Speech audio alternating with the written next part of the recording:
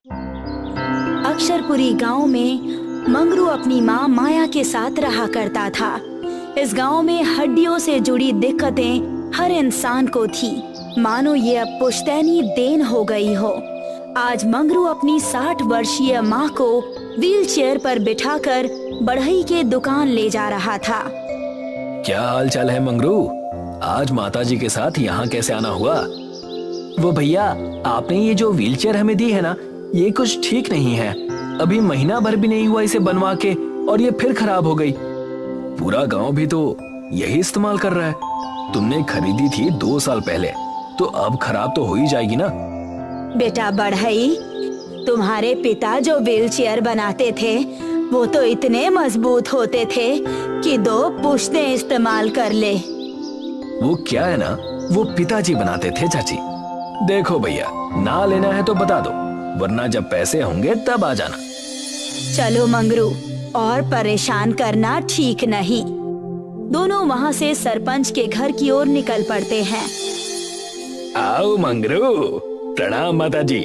बताइए, मैं आपकी क्या सेवा कर सकता हूँ? अभी बढ़ई के दुकान से लौटे हैं, कोई मदद नहीं मिली। अगर हो सके तो कोई पुराना व्हीलचेयर हो तो मुझे दे दो। आप चिंता ना करें, इस साल जो व्हीलचेयर बांटेंगे ना, उसमें से मैं आपको भी एक दे दूंगा। सरपंच जी, एक बात पूछूं? पूछो पूछो, क्या बात है? जब तक हम इस बीमारी को जड़ से ठीक नहीं करते, तब तक हम आगे नहीं बढ़ सकते हैं। मंगरू, तुम्हारी बात तो सही है, लेकिन हम लोग इसके लिए कुछ कर नहीं सकते।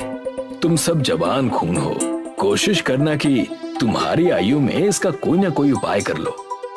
ठीक है सरपंच जी, अच्छा अब मैं चलता हूँ। मंगरू अपने घर की तरफ लौट जाता है।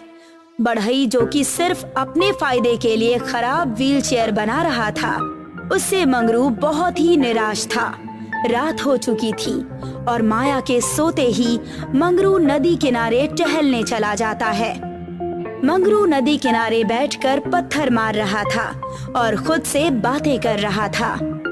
पता नहीं क्या दिक्कत है इस गांव में, आयु 50 पहुंची नहीं कि लोगों की हड्डियां जवाब दे देती हैं। और वो बढ़ई, लोगों की जरूरत है तो चीजों को जानबूझ के ऐसे बनाता है कि जल्दी खराब हो जाए और लोग उससे बार बार खरीदें।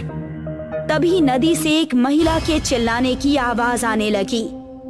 बचाओ! बचाओ! बचाओ!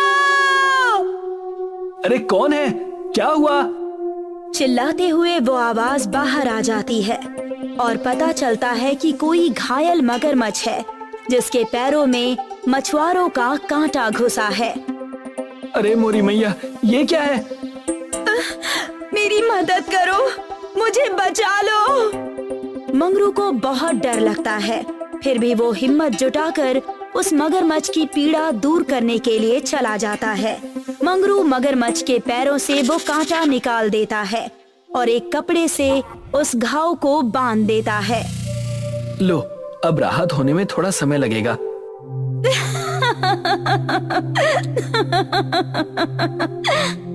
तभी वो मगरमच्छ एक सुंदर जल कन्या के रूप में परिवर्तित हो गई और मंगरू से मुस्कुराकर कहने लगी, मैं एक जल कन्या हूँ। मुझ पर एक बहुत ही बड़ा श्राप था। मैंने अपने रूप के अहंकार में एक ऋषि को क्रूर बातें कही थी और उनका अपमान किया था।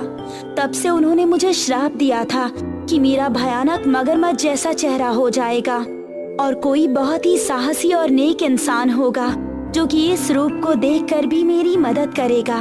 तब मैं श्राप मुक्त हो पाऊंगी। साहस, धीरज, शील सब है तुम में। इन सब गुणों से खुश होकर मैं तुम्हें एक इच्छा मांगने का अवसर देती हूँ। मैं अपने लिए कुछ नहीं चाहता देवी, पर आप यदि चाहें तो इस गांव में जो रोग लगा है हड्डियों का, वो हर ले तो अच्छा रहेगा। स्वार्थ रहित भी हो, ठीक है, तथास्तु। तुम्हारे घर के पास एक कुआं आ जाएगा। उस कुएं में केवल दूध से बनी चीजें तुम अपनी इच्छा से निकाल सकते हो। पर उससे गांव की मदद कैसे होगी देवी? दूध पहले से ही हड्डियों के लिए फायदेमंद है। मगर ये दिव्य दूध, चाहे इसे पियो या इसके इर्द गिर्द भी रहो, तो वो सारी दिक्कतें जड़ से खत्म कर देगा। ध्यान रहे मंगरू, ये तुम्हारे गुण देखकर मैंने तुम्हें दिया है। इसका इस्तेमाल केवल तुम्हारी इच्छा से ही हो सकता है। अब मैं विदा लेती हूँ। कल्याण हो। मंगरू बड़ी ही खुशी से अपने घर पहुँचा और पाया कि वहाँ पर एक कुआं है और उसमें सफेद दूध है। जय हो देवी की। अगले दिन मंगरू पंचायत बुलाता है और सभी मंगरू के घर के बाहर खड़े रहते हैं। वहाँ गांव के लोगों के साथ सरपंच, बढ़ई और सोमनाथ मिस्त्री भी मौजूद था। आप सभी का स्वागत है। मैंने आपको एक विशेष कारण से बुलाया है। सुनने में तो बहुत ही विशेष लगता है, पर आखिर बात क्या है? जिस हिसाब से बता रहे थे उतनी ही विशेष बात हो तो अच्छा होगा। अपना कीमती समय यहाँ जो दे रहा हूँ। हाँ भाई, बिल्कुल विशेष है। ये जो कुआं देख रहे हो ना, एक जलकन्या ने गांव की परिस्थिति को समझकर ये दूध का कुआं दिया है। यह मेरी इच्छा से जो भी दूध के पदार्थ मैं इस कुएं से निकालूं, उसके इर्द गिर्द रहकर पूरे गांव की हड्डियां ठीक हो जाएंगी और ये पुश्तैनी बीमारी गायब हो जाएगी। मजाक है क्या? यही विशेष बात थी जिसके लिए बुलाया था हमें। मैं जानता हूँ कि यह वरदान और श्राप की बातें मानना मुश्किल है। आप लोग खुद उस कुएं के दूध से दूध को चख कर देख लीजिए। मंगरू की बात सुनकर सभी गांव वालों ने कुएं में झांक कर देखा और पाया कि सही में उस कुएं में दूध है। सब चकित रह गए। फिर मंगरू ने बाल्टी से दूध निकालकर सबको दूध पिलाया। मेरी उम्र भी अब उस रेखा को पार करने वाली थी जहां मेरी हड्डियां जवाब दे दें, पर इस दूध को पीते ही थोड़ा असर जरूर महसूस हुआ। हाँ प्रधान जी, आप बिल्कुल सही कह रहे हैं। अगर हम मंगरू की बात मान ले तो हमें इस पुश्तैनी बीमारी से छुटकारा मिल जाएगा। हाँ सोमनाथ, और मैंने इसीलिए तुम्हें बुलाया है।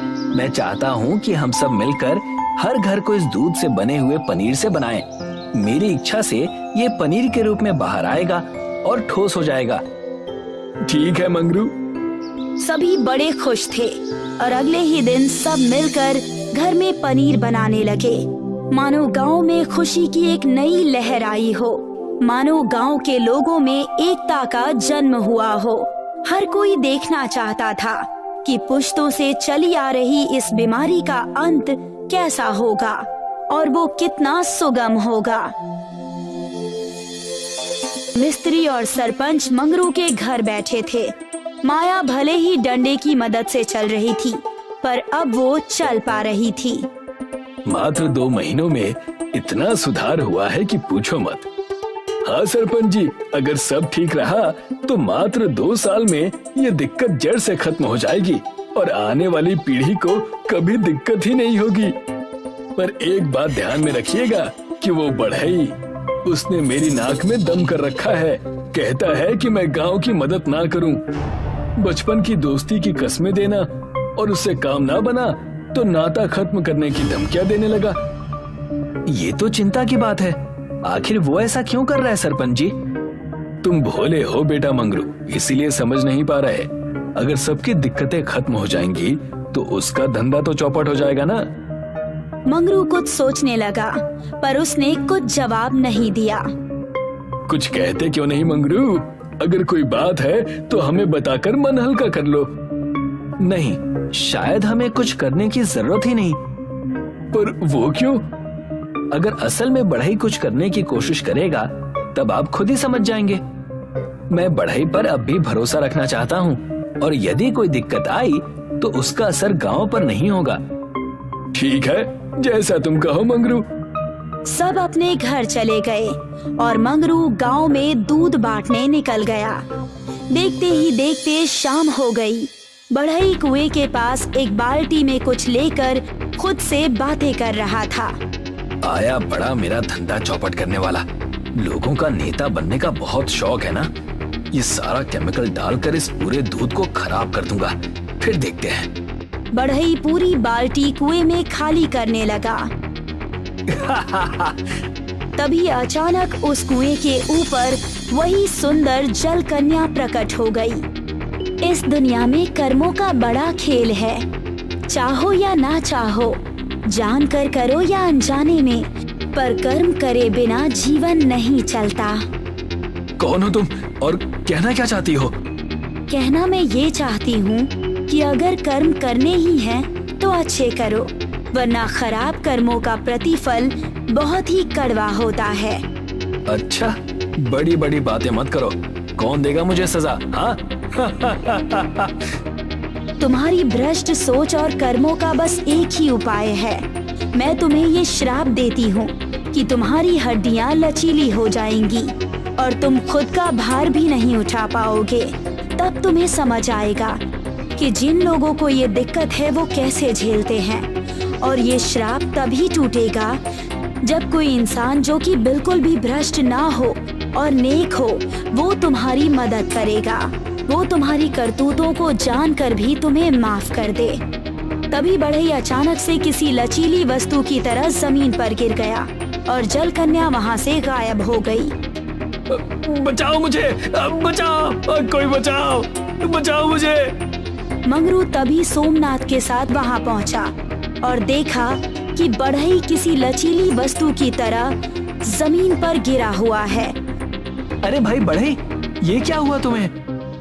भैया बचा लो, मुझे माफ कर दो, इस श्राप से मुक्त कराओ। पर तुमने ऐसा किया क्या है?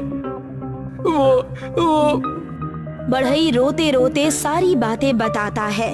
सोमनाथ बड़े गुस्से में कहता है, लेकिन तुम्हारा काम माफ करने योग्य बिल्कुल नहीं है। माफ कर दो, माफ कर दो भाई, माफ कर दो।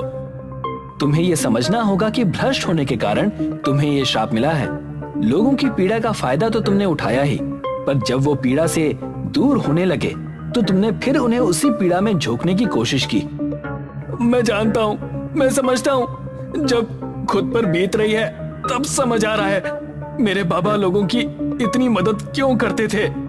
ठीक है, मैं बिना किसी शर्त के तुम्हें माफ करता हूँ और उम्मीद करता हूँ कि तुम्हारे अंदर का इंसान जाग जाए। तभी बढ़ई ठीक हो गया और हाथ जोड़कर मंगरू को प्रणाम करने लगा। इस घटना के कुछ ही सालों बाद गांव की ये पुश्तैनी बीमारी बिल्कुल ठीक हो गई। गुलाबगंज नाम का एक गांव था जहां जीतू नाम का व्यक्ति अपनी पत्नी शीला के साथ रहता था। जीतू गांव में खीर बेचकर अपना गुजारा करता था। जीतू की दुकान के ठीक सामने रवि भी खीर बेचा करता था। खीर ले लो, अच्छी मीठी खीर ले लो, खाओगे तो कटोरी चाटते रह जाओगे। मैं बेचता हूँ पूरी दुनिया की सबसे अच्छी खीर, स्वाद की पहचान, हमारी खीर की शान। आ जाओ, आ जाओ। सभी गांव वाले सिर्फ रवि से ही खीर लिया करते थे, जिससे उदास होकर जीतू घर जाने लगता है। इतने में रवि जीतू को आवाज लगाता है, जीतू, अरे ओ जीतू, जरा यहाँ आओ भैया। क्या हुआ, आज कमाई नहीं हुई क्या? अब क्या बताऊं रवि भाई, जब से तुमने ये खीर की दुकान खोली है तब से मेरे पास से कोई खीर लेना ही नहीं चाहता है। समझ रहा हूँ भैया, समझ रहा हूँ। एक काम करो, खीर बेचना छोड़ दो और कुछ और बेचना शुरू करो, क्योंकि खीर तुम मुझसे अच्छी नहीं बना पाओगे और धीरे धीरे तुम्हारा काम बंद हो जाएगा। फिर अपनी घरवाली को क्या खिलाओगे? तुम्हारी सड़ी हुई खीर। जीतू निराश होकर अपने घर चला जाता है। जीतू की पत्नी शीला जीतू को देखकर उससे पूछने लगती है, क्या हुआ, इतने नाराज क्यों है? अब क्या बताऊं शीला, जब से रवि ने अपनी खीर की दुकान खोली है मेरी दुकान से कोई खीर लेना ही नहीं चाहता है। पता नहीं ऐसा क्या मिलाता है वो अपनी खीर में कि सब लोग उसकी खीर को ही खाना चाहते हैं। कोई बात नहीं, ऊपर वाला जरूर हमारी मदद करेगा। आप बस अपने काम पर ध्यान दीजिए। दूसरी ओर रवि दूसरे गांव में दवाई बेचने वाले सुशील से मिल रहा था। अरे सुशील, वो शहरी दवाई दे जिससे खीर मीठी हो जाती है।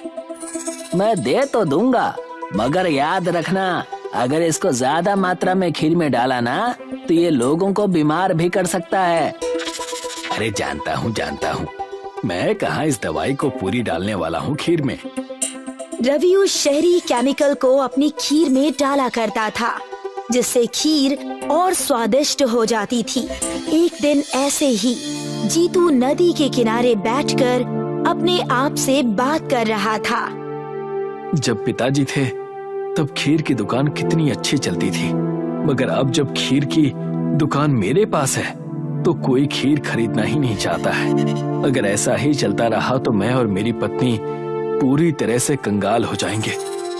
तभी वहाँ पर जीतू को नदी के किनारे एक मछली तड़पती हुई दिखती है।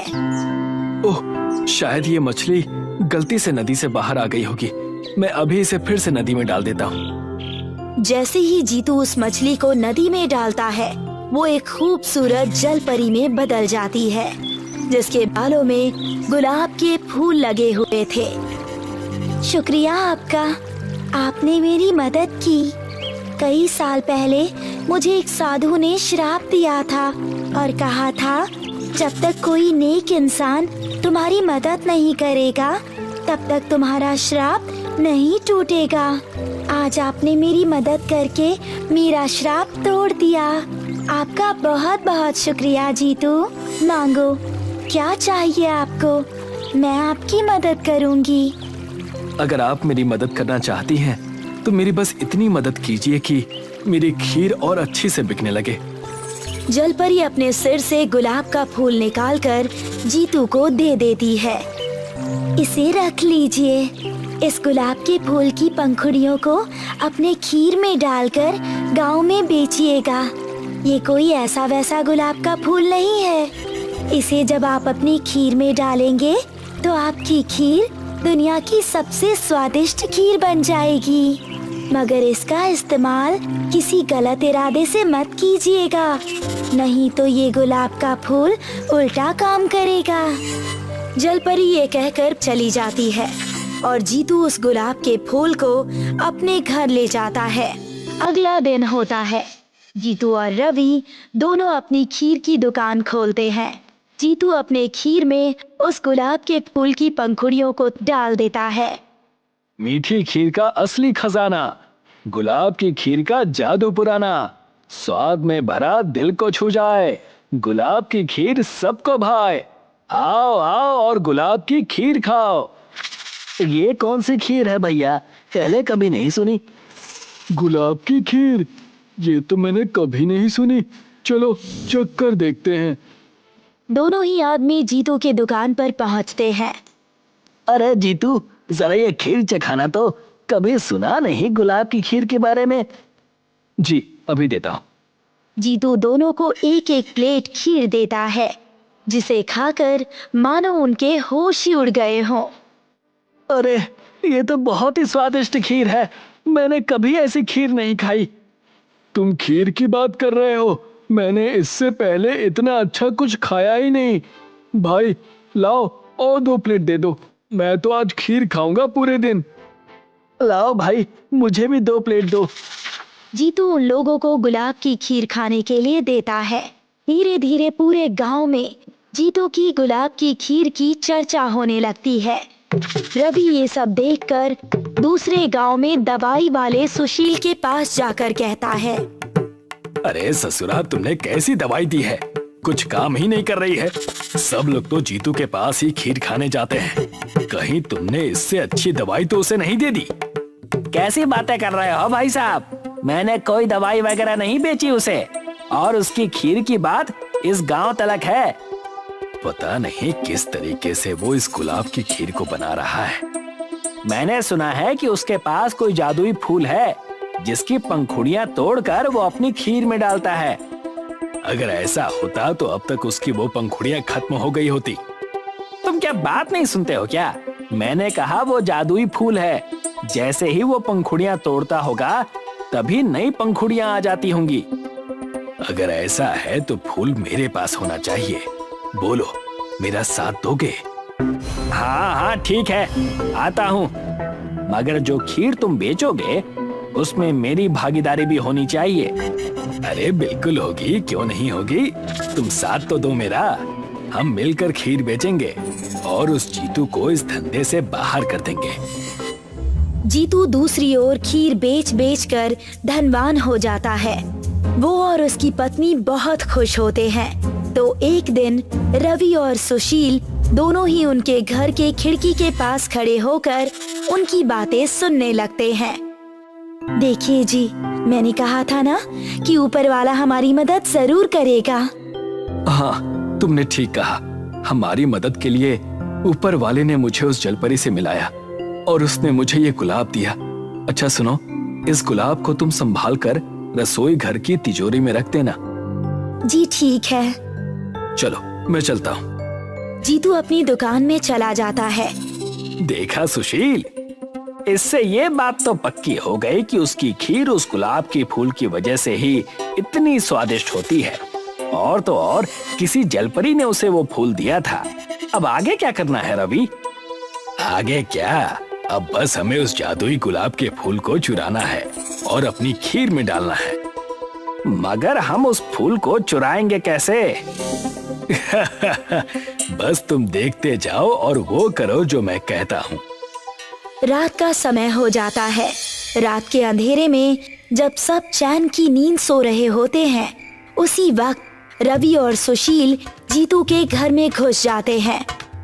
चलो, उन्होंने उस गुलाब को रसोई घर की तिजोरी में रखा है। मुझे पता है। रवि और सुशील रसोई घर में जाते हैं। दोनों ही तिजोरी को खोलकर उसमें से गुलाब का वो फूल निकाल लेते हैं। देखो, यही है वो फूल। अब तो हम माला माल हो जाएंगे और आगे से मुझे लोगों को घटिया दवाई भी नहीं बेचनी पड़ेगी। दोनों उस फूल को चुरा लेते हैं। जब अगली सुबह होती है तो जीतू और शीला दोनों को वो फूल कहीं भी नजर नहीं आता। ए जी, मैंने तो उस फूल को रसोई में ही रखा था, पता नहीं कहाँ चला गया। कोई बात नहीं शीला, ईश्वर ने दिया तो ईश्वर ने लिया। ईश्वर की ही महिमा हो। दूसरी ओर रवि और सुशील बड़ी सी कढ़ाई में खीर बनाते हैं और उसमें उस गुलाब के फूल की पंखुड़ियों को डाल देते हैं।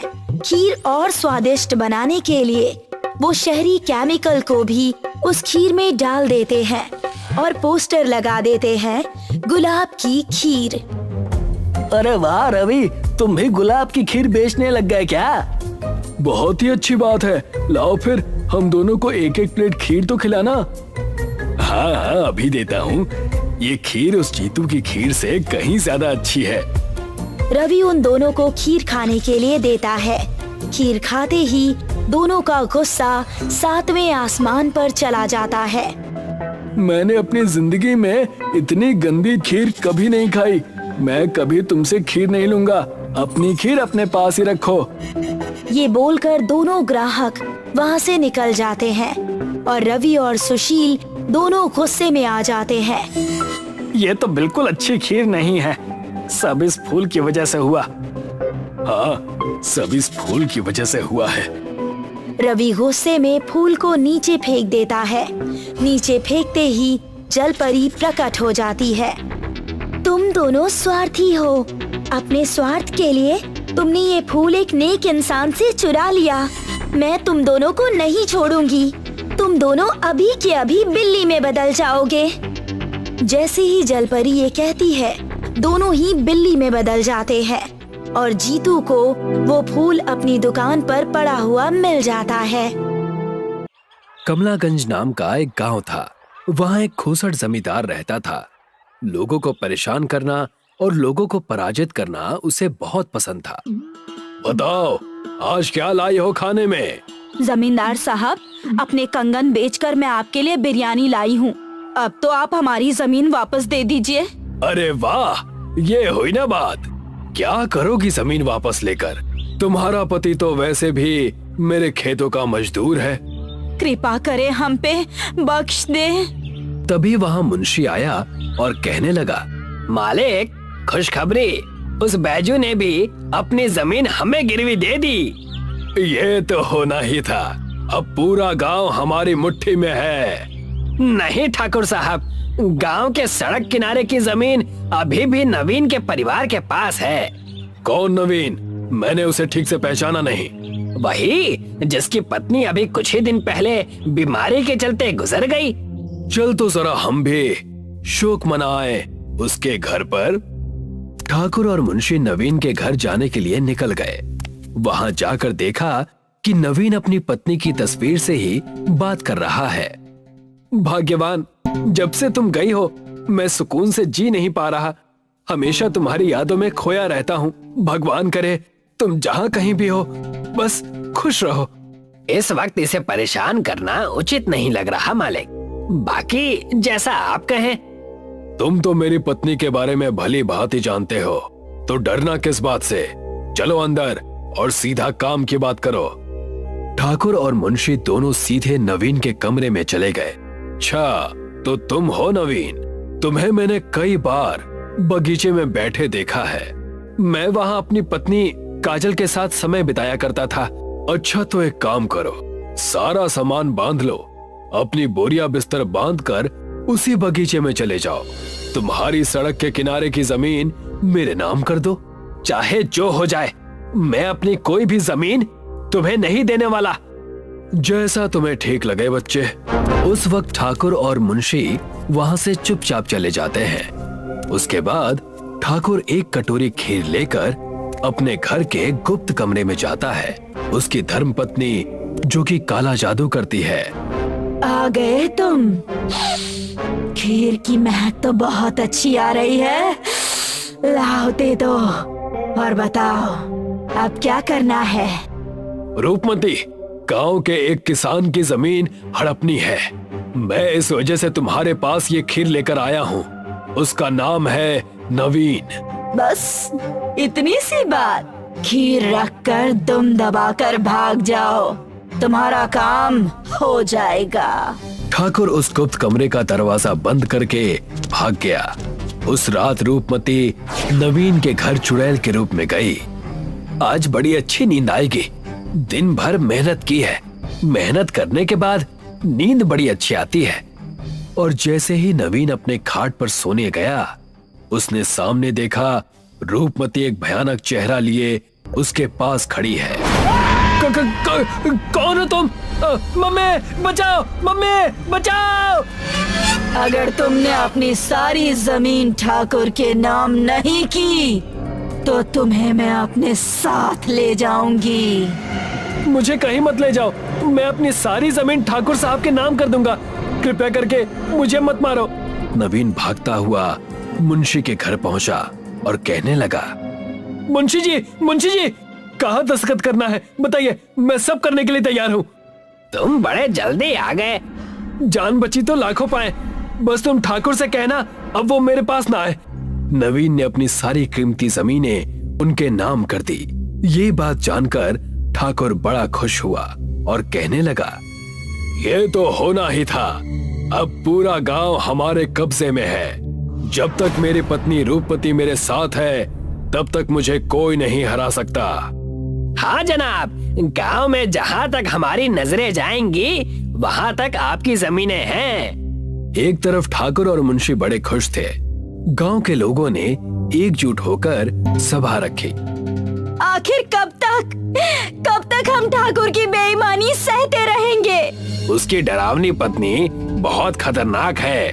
कहीं अगर उसने काला जादू कर दिया तो हम कहीं के नहीं रह पाएंगे। जो कुछ भी हमारे पास है सब चला जाएगा। आखिर कब तक ऐसे दब कर रहे हम? तभी उन सबकी नजर नवीन पर पड़ती है, जो अपनी पत्नी की तस्वीर लेकर बगीचे की तरफ जा रहा होता है। नवीन, रुक जाओ, कहाँ जा रहे हो? हम में से अगर जो सबसे ज्यादा लूटा है ठाकुर से तो वो तुम ही हो। आखिर तुम ऐसे चुप कैसे रह सकते हो? कब खून खौलेगा तुम्हारा? उनकी बातों को अनदेखा करके नवीन बगीचे में अपनी पत्नी की तस्वीर लेकर चला गया और वहां जाकर उस तस्वीर से बातें करने लगा। अगर तुम यहाँ पर होती भाग्यवान तो हम यहाँ से कोसों दूर चले जाते। नवीन तस्वीर को नीचे रखकर रोने लगा था कि उस तस्वीर से एक तेज रोशनी आई और उसकी पत्नी तस्वीर से बाहर आ गई, जिसे देखकर सारे गांव वाले चौंक गए। भाग्य, तुम ये सब कैसे हो गया? भगवान ने मेरी सुन ली। मैं यहाँ पर गांव वालों को इंसाफ और तुम्हें सुख, चैन और शांति देने आई हूँ। आखिर तुम्हें उस ठाकुर के करतूतों के बारे में पता चल ही गया। पता कैसे न चलता, मुझे तुम अपनी हर चीज बताते जो थे। तुम्हारी और गांव वालों की सबकी जमीनें हम उस ठाकुर और उसकी चुड़ैल बीवी से वापस ले लेंगे। भाग्या के इतना कहते ही सारे मिलकर ठाकुर के घर के सामने गए। ठाकुर, तुम्हारी और तुम्हारी उस चुड़ैल पत्नी की खैर नहीं, बाहर निकलो। गांव वालों के गुस्से को देख मुंशी ठाकुर से कहने लगा, अब सारे गांव वाले एकजुट होकर कहीं हमें मारने तो नहीं आए? ये तुम कैसी बहकी बातें कर रहे हो? चलो चलकर देखे तो। उन्होंने देखा कि नवीन अपनी पत्नी जो तस्वीर से निकल चुकी है उसके साथ लोगों के बीचों बीच खड़ी है। तुम आगे चलो, मैं अभी रूपमती को लेकर आया। आज इस गांव में केवल हम बचेंगे। मुझे पता था ठाकुर साहब बहुत गलत कर रहे हैं। उन्हें उनके किए की सजा मिलनी ही चाहिए।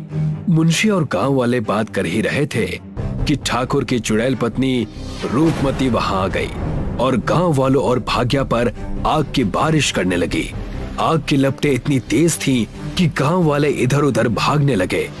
रुक जाओ, सब एक जगह ठहर जाओ। किसी को कहीं भागने की जरूरत नहीं। मेरी जो छोटी सी तस्वीर है उसके पास आ जाओ सबके सब। भाग्या ने ऐसा जादू किया कि उसकी छोटी सी तस्वीर बहुत बड़ी हो गई और जिसके नीचे गांव वाले आकर छुप गए और उस विशाल तस्वीर ने आसमान से बरसती आग को रोक दिया। अब मैं तुम्हें मजा चखाऊंगी। तुम अब क्या करने वाली हो? भाग्या ने अपनी जादू से खीर की बारिश कर दी, जिसे देखकर रूपमती का मन ललचाया और वो नीचे आकर खीर खाने लगी। और इसी चीज का फायदा उठाकर भाग्या ने रूपमती के बालों को काट दिया। नहीं नहीं, ये क्या कर दिया तुमने? मेरे बरसों की मेहनत और तपस्या को खत्म कर दिया तुमने। अब मैं क्या करूंगी? इतना कहकर रूपमती रोते हुए गांव से भाग गई, ठाकुर को अकेला छोड़कर। अब तुम क्या करोगे ठाकुर? हमारी जमीनें तुमने हड़पी थी, तुम्हारी चुड़ैल पत्नी तो अब फरार हो गई। मुझे माफ कर दो, मैंने तुम गांव वालों को बहुत तकलीफ दी है, कृपा करो, मुझे माफ कर दो। ठाकुर और मुंशी को गांव से बाहर निकाल दिया। रूपमती दोबारा कभी नहीं आई और भाग्या गांव वालों को इंसाफ दिलाकर फिर से उस तस्वीर में चली गई। दिवाकर एक गरीब किसान है जो फल और सब्जियां उगाकर अपना परिवार पालता है। वो अपने बगीचों में गोबर और बाकी जैविक खाद का प्रयोग किया करता है, जिससे उसकी उगाई बहुत सी चीजें ताजा होती है और सभी ग्राहक उससे ही फल और सब्जियां खरीदते हैं। अरे दिवाकर बाबू, ये पपीते कैसे दिए? 50 रुपए के हैं। 2 पपीता दे दीजिए। ये लीजिए 100 रुपए। दिवाकर के पास ग्राहकों की कमी नहीं है, पर उसी के बगल में ठेला लगाए बैठे भैरव के पास दिन में सिर्फ 1-2 ग्राहक ही आते हैं, क्योंकि भैरव फल और सब्जियां उगाने के लिए रासायनिक खाद का प्रयोग करता है, जिससे उसकी उगाई चीजें ताजी नहीं होती और उसकी आमदनी भी कम होती है और इसी वजह से वो दिवाकर से जलता है। इसका जल्द ही कुछ करना पड़ेगा, नहीं तो ये मेरा पूरा धंधा चौपट कर देगा। भैरव कुछ सोचने लगता है। बहुत सोचने के बाद भैरव के दिमाग में एक आइडिया आता है। वो दिवाकर को फंसाने की साजिश करता है। सुनो दिवाकर भाई, तुम्हें पता है सरकार ने किसानों को सरकारी बीज देने की बात कही है। अरे ये तो बहुत अच्छी खबर सुनाई है भाई तुमने। अच्छे बीज मिलेंगे तो हम लोग और भी अच्छे से फल सब्जियां उगा सकते हैं। तो देर किस बात की है? चलो मैं बीज लेने जा रहा हूँ, तुम भी साथ में चलो। भैरव अपने साथ दिवाकर को ले जाता है और उसे एक सरकारी बीज भंडार से बीज के कुछ पैकेट्स देता है। बीज लेने के बाद दिवाकर वहां से चला जाता है और भैरव अपनी चाल चलता है। वो अखबार में खबर छपवाता है कि सरकारी बीज भंडार से एक आदमी ने बीज चोरी किए हैं। भैरव उस अखबार को लेकर दिवाकर के पास जाता है। देखो दिवाकर भाई, किसी ने सरकारी बीज भंडार से बीज चोरी किए हैं। और तुम्हारे पास भी कुछ पैकेट बीज के हैं, इसीलिए पुलिस तुम्हें भी पकड़ सकती है। पर ये बीज के पैकेट तो तुमने मुझे दिए हैं ना? हाँ, मैंने दिए थे, पर ये बात पुलिस को थोड़ी पता है कि किसको बीज मिले हैं और किसने चोरी की है। तो अब मैं क्या करूं? जब तक ये मामला शांत नहीं हो जाता, तुम यहाँ से कहीं दूर चले जाओ। पर मैं जाऊं कहाँ? मैं तुम्हें ले चलता हूँ। भैरव दिवाकर को लेकर दूर एक घने जंगल में जाता है, जहाँ पर एक अंग्रेजों के जमाने का जेल बना हुआ है। तुम कुछ दिन इसी जेल के अंदर छिपे रहो, बाद में मैं तुम्हें वापस बुला लूंगा।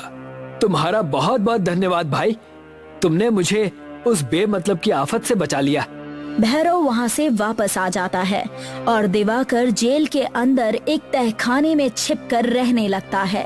अच्छा हुआ जो दिवाकर का बच्चा यहाँ से चला गया। अब लोगों के पास मेरी फल सब्जियाँ खरीदने के अलावा कोई दूसरा रास्ता नहीं होगा। और भैरव महंगे दाम पर फल और सब्जियाँ बेचने लगता है। भाई साहब, आलू कितने रुपए किलो हैं? 100 रुपए किलो। पर ये तो बहुत ज्यादा महंगा है। मैं तो ऐसे ही बेचूंगा, नहीं लेना है तो जाकर शहर से खरीद कर लाओ। ग्राहक को मजबूरी में भैरव से सब्जियां खरीदनी पड़ती है। दिवाकर के न होने का भैरव पूरी तरह से फायदा उठाने लगता है। इसी बीच कुछ चोर शहर की एक बड़ी सुनार की दुकान से सोना चुराकर शहर से दूर जंगल की तरफ आते हैं। जंगल में चलते हुए उन्हें ये पुरानी जेल दिखती है। सभी आकर इस जेल के पास जाते हैं। इस सोने को छुपाएं कैसे? कुछ तो नया उपाय ढूंढना पड़ेगा। अगर पुलिस ने पकड़ लिया तो समझ लो जेल में चक्की पीसनी पड़ेगी। क्यों ना हम इस सोने को गलाकर ईंट बनाएं और इसे जेल के बाहर से लगा दें। इससे पुलिस को कोई सबूत भी नहीं मिलेगा। हाँ, ये तो बहुत अच्छा आइडिया है। वैसे तुम चोर हो, पर तुम्हारा दिमाग तो पुलिस से भी तेज है। सभी चोर शहर से चुराए हुए सोने को आग से पिघलाते हैं और उनसे ईंट बनाने लगते हैं। चोर सोने से बनाई हुई ईंटों को जेल के बाहर से लगा देते हैं, जिससे पूरी जेल सोने की बन जाती है और चमकने लगती है। ये हुई ना बात। देखो, हमने अंग्रेजों की इस जेल को सोने की जेल में बदल दिया है। अब पुलिस तो क्या, सीबीआई वाले भी हमको पकड़ नहीं सकते। चलो यहाँ से चलते हैं और शहर जाकर मजे करते हैं। सभी चोर खुशी खुशी शहर के लिए निकल जाते हैं। दूसरी तरफ कुछ दिन बीत जाने के बाद भैरव दिवाकर को देखने के लिए जंगल में आता है। वो जेल के अंदर जाता है और जोर से आवाज लगाता है, बाहर आ जाओ दिवाकर भाई, मैं भैरव हूँ। भैरव की आवाज सुनकर दिवाकर जेल के तहखाने से बाहर आता है। अच्छा किया भाई जो तुम मुझसे मिलने आ गए, नहीं तो मैं यहाँ पर घुट घुट कर मर ही जाता। भैरव दिवाकर को देखता है और अपने मन में सोचता है, तू मर जाएगा तो मेरा तो फायदा ही फायदा होगा। भैरव के मन में दिवाकर को धोखा देने का विचार आता है। वो दिवाकर से कहता है, अरे भाई, क्यों मरने की बात कर रहे हो? अगर तुम्हारा दम घुट रहा है तो चलो, मैं तुम्हें नदी के पास ले चलता हूँ। वहाँ पर कुछ देर ताजी हवा में बैठते हैं। वैसे भी तुमसे कुछ बात करनी है। दिवाकर और भैरव जैसे ही जाने के लिए मुड़ते हैं, तभी वहाँ से एक सोने की ईंट नीचे गिर जाती है, जिसकी आवाज सुनकर ये दोनों रुक जाते हैं। भैरव देखता है कि ईंट बहुत चमकदार है। वो पास जाता है और ईंट को उठाता है। ये तो सोने की ईंट है। भैरव जेल की तरफ नजर घुमाता है तो देखता है कि पूरी जेल सोने की ईंटों से बनी है।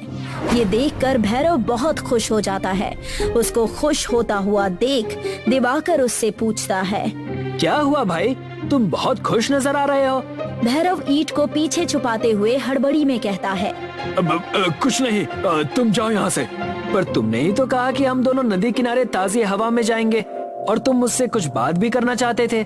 मैं ये कह रहा था कि पुलिस ने उस चोर को पकड़ लिया है, जिसने बीज भंडार से सरकारी बीज चुराया था। अब तुम्हें कोई खतरा नहीं है। जाओ, अब तुम अपने घर जा सकते हो। ये तो तुमने दिल खुश करने वाली खबर सुना दी। चलो घर चलते हैं। नहीं, मुझे कुछ काम है। तुम चलो, मैं बाद में आता हूँ। ठीक है, तुम अपना काम खत्म करके आओ, मैं जा रहा हूँ। दिवाकर खुशी खुशी अपने घर के लिए निकल पड़ता है। दूसरी तरफ सोने की ईंटों से बनी जेल को देखकर भैरव खुशी से पागल हो जाता है। मेरी तो लॉटरी लग गई। कहाँ 50 रुपए की सब्जियां बेचनी पड़ती थी और अब करोड़ों का सोना मेरे हाथ लग गया है। भैरव जेल की दीवारों पर लगी सोने की ईंटों को निकालने लगता है और पास में पड़े एक थैले में सोने की ईंट भरने लगता है। तभी शहर से सारे चोर वापस आ जाते हैं। अच्छा बेटा, तो हमने ये सोना क्या तुम्हारे लिए चुराया है? कौन हो तुम? हमारा सामान चुराते हो और हमसे ही पूछते हो कि कौन हो तुम? ये सोना मेरा है, इसे पहले मैंने देखा है, पर इसे यहाँ तो हम लेकर आए हैं ना। भैरव चोरों की बात को अनसुनी करके सोने की ईंटों को थैले में भरने लगता है। लगता है ये ऐसे नहीं मानेगा, चलो इसके हाथ पैर तोड़ते हैं। तीनों चोर मिलकर भैरव को मारने लगते हैं। ये सभी लड़ाई कर ही रहे होते हैं कि तभी कुछ पुलिस वाले जो कि इस जंगल के पास से गुजर रहे थे, वो इन्हें देख लेते हैं। वो देखो, वहाँ पर कुछ लोग लड़ाई कर रहे हैं, चलो जल्दी चलो। इंस्पेक्टर सोने की जेल के पास आ जाते हैं। बाप रे, इतना सारा सोना! ये सोना हमारा है, हमने इसे शहर से चुराया है। अच्छा, तो शहर में जो सोने की चोरी हुई है वो तुम लोगों ने की है। हवलदार, इन सबको गिरफ्तार कर लो। इंस्पेक्टर साहब, मैं चोर नहीं हूँ। अगर चोर नहीं हो तो ये सोना थैले में भरकर कहाँ ले जा रहे थे? इंस्पेक्टर सभी चोरों को और भैरव को जेल में बंद कर देता है और सारा सोना ले जाकर शहर में उस सुनार को वापस कर देता है जिसकी दुकान से ये सोना चोरी हुआ था। दूसरी तरफ दिवाकर मेहनत करके अपने खेतों में फल सब्जियां उगाता है और अपनी जिंदगी खुशी खुशी बिताने लगता है। रमेश का गांव में ढाबा था। इस ढाबे को उसका पूरा परिवार संभालता था। उसकी पत्नी पराजक्ता और बेटी मीना खाना पकाया करते थे और वो और उसका बेटा शुभम ग्राहकों को संभाला करते थे। पर गांव में उनका ढाबा कुछ खास चल नहीं रहा था, इसीलिए रमेश परेशान था। प्राजक्ता, ऐसे कैसे चलेगा? हमारे गांव के ज्यादातर लोग शहर में चले गए हैं। दिन ब दिन हमारी आमदनी घटती जा रही है। अभी मीना की शादी के लिए भी पैसे इकट्ठे करने होंगे। आप फिक्र मत कीजिए, भगवान है, वो हमारी जरूर मदद करेंगे। हाँ, अब उनसे ही आशा है। हम तो अपनी पूरी कोशिश कर रहे हैं। रमेश और पराजक्ता की बातें उनके बेटे शुभम ने सुन ली और वो सोचने लगा, मुझे कुछ भी करके माँ पापा की मदद करनी होगी। और ऐसे ही सोचते सोचते वो चलते चलते नदी के किनारे आ गया। शुभम का गांव एक नदी के किनारे था और यही नदी उसके गांव को कई और गांव से जोड़ा करती थी। शुभम अपनी नाव में बैठ गया और चप्पू चलाने लगा। पापा बोल रहे थे कि हमारे गांव के अधिकतर लोग शहर जा चुके हैं, पर आसपास के गांव में तो लोग हैं ना। हम अपना खाना उन्हें बेच सकते हैं, पर कैसे? वो सोच ही रहा था कि तभी उसका ध्यान एक दूसरी नाव पर चाय बेच रहे आदमी पर गया। चाय ले लो, चाय चाय, बस 5 रुपए, चाय ले लो। काका, मुझे एक चाय देना। शुभम उस नाव के नजदीक गया और उसने देखा कि चाय वाले ने अपनी नाव में चूल्हा लगा रखा था और वहीं चाय बनाकर बेच रहा था। काका, ये तो आपने बहुत सही किया है। नाव पर चाय, कमाल है। पहले मैं भी दुकान में चाय बेचता था बेटा, पर इतनी आमदनी नहीं हो रही थी, तो सोचा नाव पर बेचूं और मेरा फैसला सही निकला। अब सुबह निकलता हूँ और एक गांव से दूसरे गांव दिन भर चाय बना बना कर बेचता रहता हूँ। धन्यवाद काका। किस लिए? मेरी मदद करने के लिए। शुभम ने नाव मोड़ ली और वापस अपने गांव पहुंच गया। अब पापा, अब मुझे एक रास्ता मिल गया है। कैसा रास्ता बेटा? आमदनी बढ़ाने का। पापा, हम नाव पर खाना बेचेंगे। क्या? हाँ माँ, अभी मैं नदी पर गया था। वहां एक काका नाव पर चाय बेच रहे थे और वो बोल रहे थे कि दिन भर चाय बिकती रहती है उनकी। वो कभी इस गांव में तो कभी उस गांव में चाय बेचते रहते हैं। उनकी आमदनी भी कई गुना बढ़ गई है। पापा, हमें भी उन काका की तरह खाना नाव पर ही बेचना चाहिए। पर ये कैसे होगा? हो सकता है नाव पर छोटा गैस वाला स्टोव लगाकर लोगों को गरम गरम खाना मिलेगा और हम कई गांव में पहुंचकर अपनी आमदनी भी बढ़ा सकते हैं। वैसे आइडिया तो अच्छा है बेटा, हम कोशिश कर सकते हैं। बस कुछ चीजें खरीदनी पड़ेंगी। शुभम का आइडिया उसके पूरे परिवार को बहुत पसंद आया था। वो सब लोग नाव पर ढाबा खोलने के लिए तैयार थे। रमेश और शुभम ने बाजार जाकर छोटे गैस वाले स्टोव खरीद लिए और फिर उन्होंने अपनी नाव पर स्टोव और बर्तनों को सेट कर लिया। यहाँ प्राजक्ता और मीना ने आधे से ज्यादा खाना बनाने की तैयारियां कर ली और फिर सारा तैयार सामान लेकर प्राजक्ता और मीना नाव के पास पहुँचे। सभी ने भगवान से प्रार्थना की और अपनी नाव में निकल पड़े। दूसरे गांव के नजदीक पहुंचते ही खाना, स्वादिष्ट खाना, सब्जी, रोटी, पनीर, दाल, चावल, जो चाहिए सब मिलेगा। रमेश ने नाव किनारे ले ली और कुछ लोग उसकी नाव की ओर आए। अरे भाई, ये नया क्या है? ये नया ढाबा है। यहाँ आपको खाना मिलेगा, वो भी गरम गरम, कम दामों में। अच्छा, क्या क्या है खाने में आपके पास? दाल तड़का, चावल, पराठा, पनीर मखनी, गोभी की सब्जी, रोटी, छोले, पूरी भाजी। अरे बाप रे, इतना सब कुछ! अब मुझे तो 2 पराठे और पनीर की सब्जी दे दो भाई। जी। मीना ने पनीर की सब्जी गरम की और प्राजक्ता ने पराठे बना दिए। कितना हुआ? बस 70 रुपए भैया। अरे वाह, किफायती है।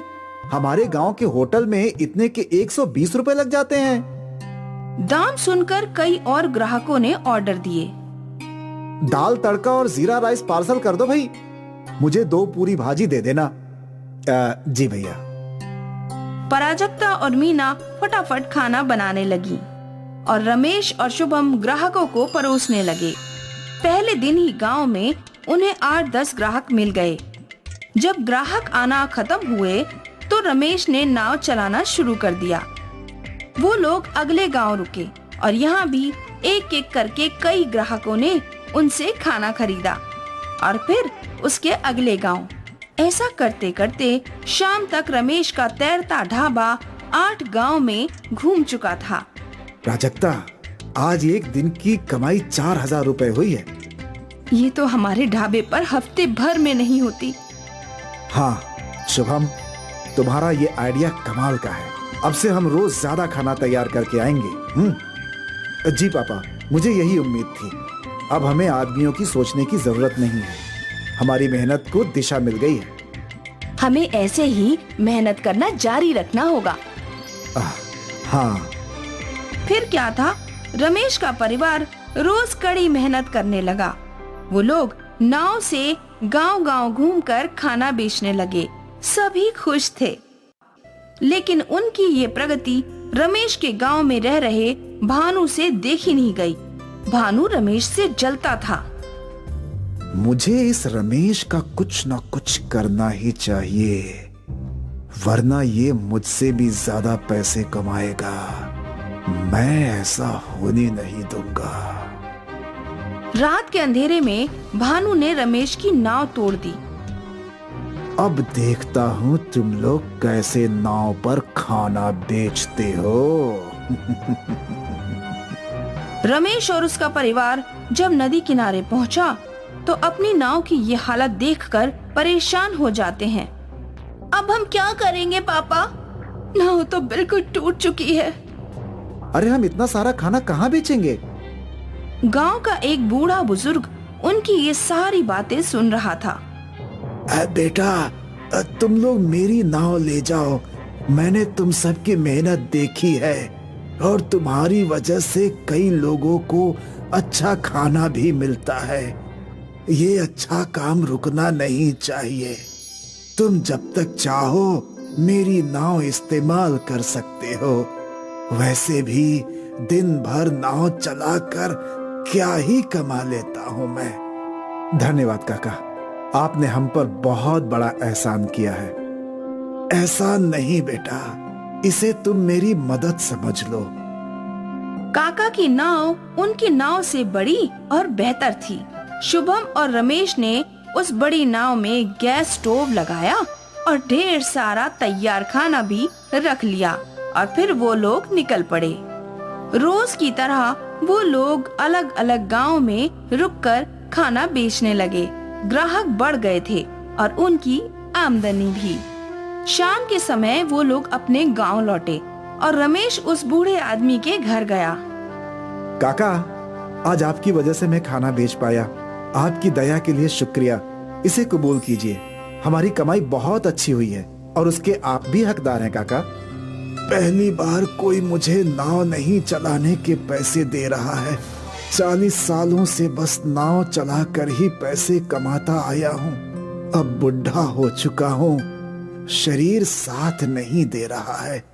सोच रहा था कि नाव बेच ही दूं।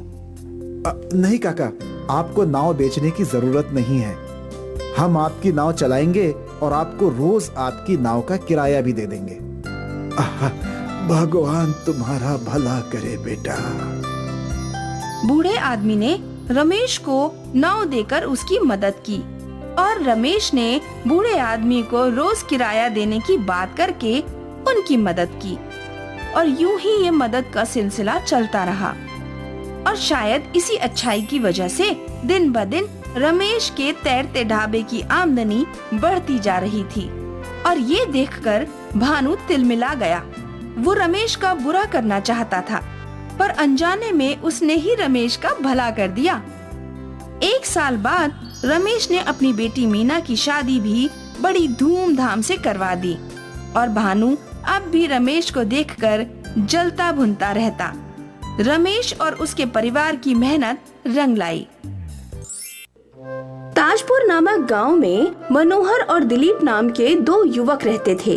वे दोनों चोरी चकारी करके अपना पेट पालते थे। एक बार मनोहर और दिलीप एक मंदिर के सामने खड़े थे कि तभी उनके पास एक कार आकर रुकी। उस कार में से एक साधु और उसके कई चेले उतरे। साधु को देखते ही लोग उस पर फूल बरसाने लगे और उसके चरणों में ऐसे गिरने लगे कि मानो भगवान स्वयं धरती पर उतर आए हों। साधुओं का ये भव्य स्वागत और ठाट बाट देखकर मनोहर और दिलीप बहुत प्रभावित हुए और फिर आपस में चर्चा करने लगे। अबे मनोहर, देख तो साधु जिंदगी के कैसे मजे ले रहे हैं। इनके ठाट बाट देखकर तो मन में आता है क्यों ना हम भी साधु बन जाएं। तो बात तो ठीक कह रहा है यार। साधु बनकर हम कहीं से मोटा हाथ मार सकते हैं। पर वो कैसे? वो ऐसे कि साधु का वेश बनाकर हम लोगों को आसानी से लूट सकते हैं। हाँ, ये बात तो तूने बिल्कुल सही बोली। इस तरह दिलीप और मनोहर लोगों से आसानी से पैसा लूटने के चक्कर में साधु बन जाते हैं। मनोहर गुरु और दिलीप उसका चेला बन जाता है। दोनों एक गांव के बाहर पीपल के पेड़ के नीचे आकर बैठ जाते हैं। देख चेले, हम बाबा बनकर इस गांव में तो आ गए हैं, पर लोगों पर अपना प्रभाव जमाने के लिए कुछ मेहनत तो करनी पड़ेगी। वो क्या गुरुजी? इस गांव के सब लोगों की जन्म कुंडलियां बनानी पड़ेंगी। सबकी स्थिति, परिस्थिति, सुख दुख और नाम सहित ब्यौरा इकट्ठा करना पड़ेगा ताकि समझ गया, ताकि हमारा धंधा अच्छे से चल सके। मैं ये काम आज से ही शुरू कर देता हूँ। तुम बस खुद को पहुँचा हुआ महात्मा सिद्ध करने पर लगे रहो। उसके बाद गुरु चेला अपनी चालाकी से गांव के हर घर और आदमी की पूरी जानकारी इकट्ठी कर लेते हैं और फिर दोनों मिलकर गांव के भोले भाले लोगों को ठगना शुरू कर देते हैं। एक दिन पीपल के नीचे 2 ग्रामीण गुरु और चेले से अपने ग्रह नक्षत्र के बारे में पूछने आते हैं। गुरुजी ध्यान लगाइए और दिनेश के बारे में कुछ बताइए। शादी के 12 बरस हो गए हैं मगर कोई संतान नहीं हुई। संतान के लिए दुखी हो? बिल्कुल सही बताया गुरुजी। आप तो पहुँचे हुए सन्यासी निकले। हमारे गुरुजी बंद आँखों से मन की बात पढ़ लेते हैं भाई।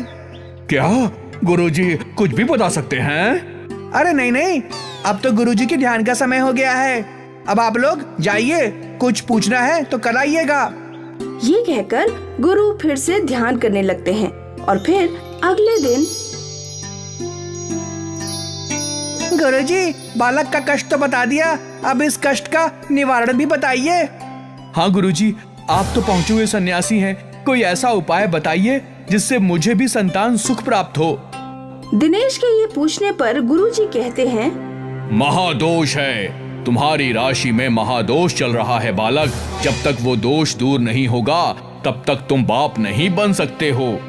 गुरुजी, इस दोष को दूर करने के लिए क्या करना होगा? सूरज देवता को प्रसन्न करना होगा बालक, पूरे 20,000 का खर्चा आएगा। गुरुजी, पर सूरज देवता मान तो जाएंगे ना? अगर तुम पैसा ले आए तो उनको मनाना मेरे बाएं हाथ का खेल है। जय हो गुरुजी की, जय हो गुरुजी की, जय हो गुरुजी की। इस तरह दिनेश सहित सभी ग्रामीण गुरुजी की जय जयकार करते हुए अपने अपने घर चले जाते हैं और उनके जाते ही, वाह गुरुजी, धंधा तो चल निकला, अब तो ऐशी ऐश है हमारे। तू देखता जा चेले, इन अनपढ़ गांव वालों को सूरज देवता के नाम पर कैसे पागल बनाऊंगा कि ये सब अपनी सारी कमाई लाकर मेरे चरणों में रख देंगे। कुछ दिनों में सभी गांव वाले गुरुजी को सिद्ध महात्मा मानकर उनकी हर बात पर भरोसा करने लगते हैं और गुरुजी का नाम दूर दूर के गांव तक फैल जाता है। उनके पास इतना धन आने लगता है कि वे अपने रहने के लिए एक शानदार आश्रम बना लेते हैं। गुरुजी, कोई ऐसा उपाय बताइए जिससे घर की आमदनी दुगनी हो जाए। क्या कोई ऐसा उपाय है? सरपंच जी, मैं चाहूँ तो आपके घर में रखे धन को एक रात में दुगना कर सकता हूँ। क्या ये हो सकता है? पर इसके लिए क्या दक्षिणा लगेगी?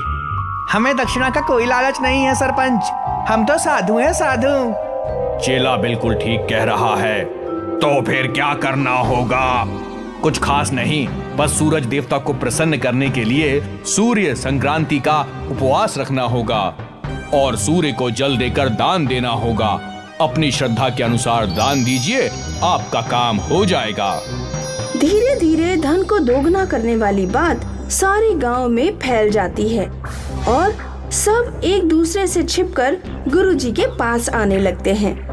गुरुजी की जय हो। गुरुजी, आपकी कृपा से संतान तो मुझे मिल ही जानी है, क्या मैं अपना धन भी दुगना कर लूं? हाँ हाँ, क्यों नहीं, ये तो बड़ी अच्छी बात है। जब सरपंच अपना धन दुगना कर रहा है तो तुम भी ये कर लो। तो ये 10,000 का धन को दुगना करने के लिए आप इसे ले लीजिए। फिर तो गुरु और चेले के पास दान करने वालों की कतार लग जाती है और खूब सारा धन जमा हो जाता है। उधर गांव वाले सूर्य संक्रांति का उपवास रख अपने धन को दोगुना करने के लिए सूरज को जल चढ़ाने का इंतजार करने लगते हैं, लेकिन आसमान में बादल छा जाते हैं और सूरज कहीं दिखाई ही नहीं देता।